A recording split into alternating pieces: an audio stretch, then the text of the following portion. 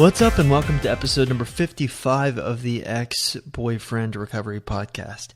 As always, we are recording these podcast episodes, and recently we are starting to film these podcast episodes. So if you want to listen to our podcast, we recommend that you go to iTunes to listen to the podcast, or stop by our YouTube channel to watch these podcasts, which adds a very interesting and kind of aesthetically pleasing element to watching these podcasts. So today's question is going to be featured from a woman who wants to remain anonymous, who has a question about lying. Let's just jump to that right now. Hi, Chris. I like to remain anonymous. I was contacting you because me and my ex have been broken up for about 3 months now. We do have a daughter together, an infant daughter. She's 2 months old. But I started the no contact about a week and a half ago, and it's worked until today when he asked to come and see the baby. Well, I texted him and told him, well, what time are you coming to see her? Because I have a date tonight. Well, my question was, even though you don't have a date, does lying, saying that you have a date, does that work, or is that a bad idea? Well, thank you so much for commenting and leaving a voice message anonymous. You found yourself in a very interesting situation, I suppose. Obviously, you wanted to remain anonymous, so from this point on, just for your reference, we are going to refer to you as anonymous. Okay, so here's kind of the lowdown on your situation. You mentioned that you've been broken up for a total of 3 months, and you have an infant daughter who is 2 months old. Now, I'm not great at math, but from what I can tell, it appears to me like he broke up with you 1 month before you were due to give birth, which I'll talk about in a minute. You started the no contact about a week and a half ago, and it's been working pretty well for you until he texted you because he wants to see the baby, which is his fatherly right. You responded that you asked him what time he was coming because you had a date, even though you really didn't have a date. So this is clearly a jealousy ploy on your part, and you're wondering if it's okay to lie. So, very fascinating question. Actually, I like being challenged because I feel it will make me grow as a human being if I can try to figure out how to navigate the most difficult situations. And without a doubt, lying is one of those moral questions that is kind of hard to navigate. So I'm interested to see what you think about my thoughts on it. But first things first, you have an infant daughter who is 2 months old. Now, speaking from personal experience with my own daughter, who is now 10 months old, I certainly remember those early days when my daughter was 2 months old and I didn't get any sleep. And I'm not going to lie, it was like a living nightmare for a little while there. But just letting you know, things do get better. I know probably you're up to your head in stress and just kind of how unfair the situation is. And it's even made worse by the fact that when we did the math here, or rather when I did the math, it appears like your ex-boyfriend broke up with you a month before you were due to give birth, which to me tells me that he's very afraid of commitment, either that or he's a total a-hole. So one of those two probably. And I just want to say that I'm really glad that you found our website because we are going to take care of you. We're going to build your self-confidence back up and try to help you out in any way that we possibly can. So I definitely have a soft spot in my heart for single mothers because I know what it's like to have a child, and my wife and I watch our child together, and it is very difficult. So I can't even imagine doing that alone. So we want to help you out. So if you have any questions, if you have any fears, or you need support, please come visit Ex-Boyfriend Recovery. Comment, email us. We'll get back to you. I'll make sure I tell my assistants to give you kind of precedence because, like I said, I've got a soft spot for single mothers. So, what's going on here? Well, I think the very first thing that we should address here is your lie. Your lie was clearly a jealousy ploy, and he probably does know that. Speaking from experience, when you are a newborn, when you have a newborn, you really don't have a lot of time to dedicate to dating. So he may end up figuring out that you are lying to him, and it may not go too well for you. Now, you asked a question, does lying work? And I'm not going to lie to you. Yes, it does work. I know it is a moral question. Some people will swear by it, and some people will swear against it. I feel like I'm kind of in the middle. On one end of the spectrum, you have people like Neil Strauss, who is an amazing author. He wrote this book called The Game, where he kind of infiltrated a pickup artist society and learned about what they did to pick up women. And he said, he's been quoted as saying, "Oh, it's not lying, it's just flirting." So that's one end of the spectrum. Is that necessarily a good mindset to adopt? Not necessarily. But does it work? Probably. And then you have the other end of the spectrum. The other end of the spectrum when it comes to lying are people who swear against it and say that you should never tell a lie. Now, people who say this are contradicting themselves because statistics prove that we lie every single day. And sometimes there are lies out there that serve a positive purpose.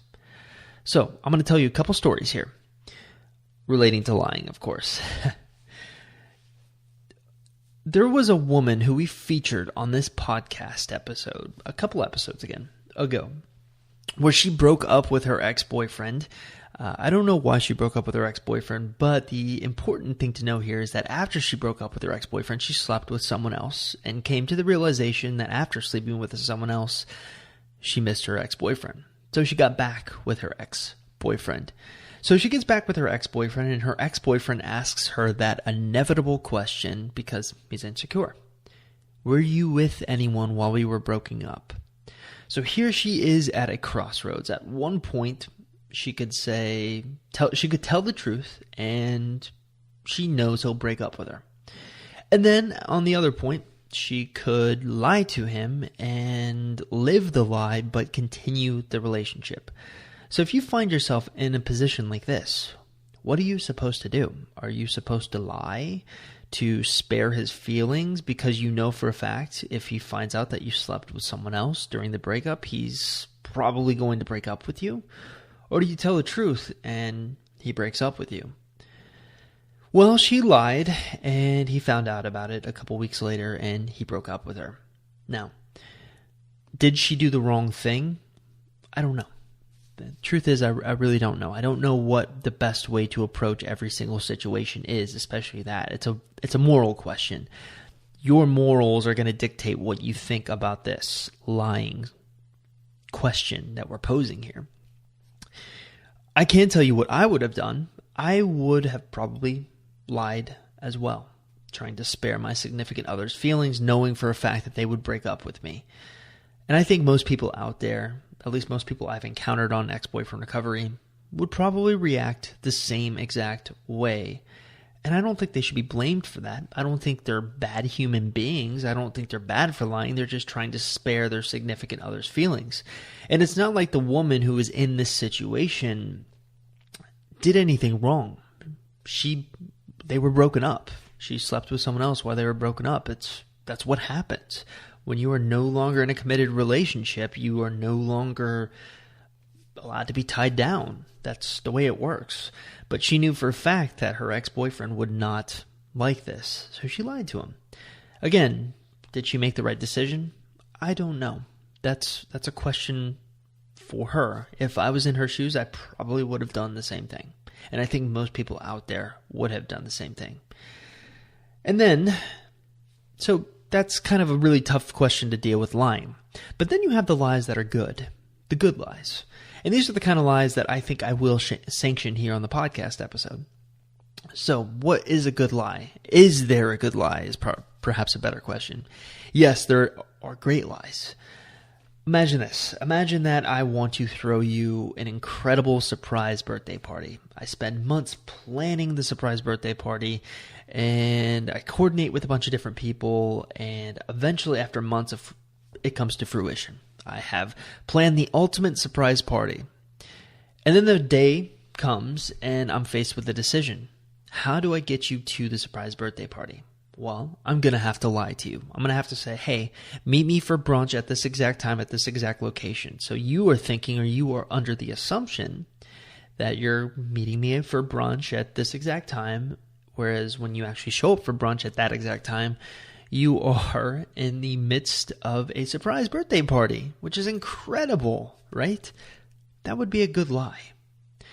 Now, Anonymous, let's get to your situation. You lied about the fact that you had a date. I do have a couple of issues with your lie.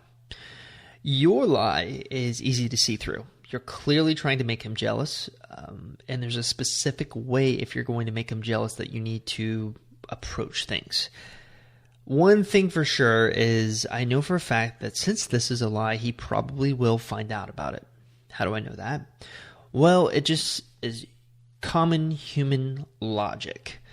Number one, you are a single mother and you probably don't have the time to go on a date. I know that from personal experience of watching my baby even being married. We didn't have time to do anything for months. And then you have to take into account the fact that he will probably look on Facebook or any other social media mediums that you were friends on to see about this date, to see what you're doing on the day of the date. So he will probably find out that you're lying. And the way you used it is a little too obvious. There's a very subtle art to jealousy. And there's a specific thing that you have to do with jealousy. You were right to try to make him jealous during the no contact rule. That has been proven to be an effective method to get your ex-boyfriend back. The problem with it is you are too direct with it. I'm a very big fan of indirect jealousy. I find that oftentimes all you have to do is give people a little rope and, they'll do the rest of the work themselves. So what's a perfect example of indirect jealousy? Well, maybe if you do find the time, which I realize this is going to be extremely difficult for a single mom, maybe you go out with a guy friend and take a few pictures with the guy friend, but don't kiss him or get kind of a lovey-dovey with him. Take pictures with the guy friend, post it. That will oftentimes be enough to make your ex-boyfriend jealous. That is a good way of using indirect jealousy. Notice how you're not directly telling your ex-boyfriend that you're going on a date. You are showing him in an indirect way through social media that you are on a date. And you don't have to lie, because technically, even though if it's not considered a date, it's a hangout, he can do the work himself and he'll just assume it's a date. So there are other ways of utilizing jealousy, but the thing I want to leave you with, Anonymous, is the fact that you really do need to stay strong during the no contact rule, but also realize he does have a right to see his child. So if he does contact you about your child, keep things only about the child. You are allowed to break the no contact rule just to talk about the child. And then after that interaction of talking about your child is over, you go right back into the no contact rule. You want him to understand that this is kind of his punishment for breaking up with you. It's a way of making him regret his decision and obviously to make him miss you more. As for the lying part, I don't think I'll recommend you to lie to an ex-boyfriend unless there is some sort of good aspect to it. So, and a perfect example of a good aspect to it is the surprise birthday party example I gave you. And then maybe if you're texting your ex-boyfriend and let's say he's really big into Game of Thrones or something, like some sort of TV show. Even if you are not sitting in front of a TV watching Game of Thrones, or if you haven't watched Game of Thrones in the past week or so, you can lie to him and say, hey, I just saw this incredible episode of Game of Thrones last week. It made me think of you. Those are kind of lies I think you can get away with. Really hardcore ones that he can catch you in often have a risk. with them.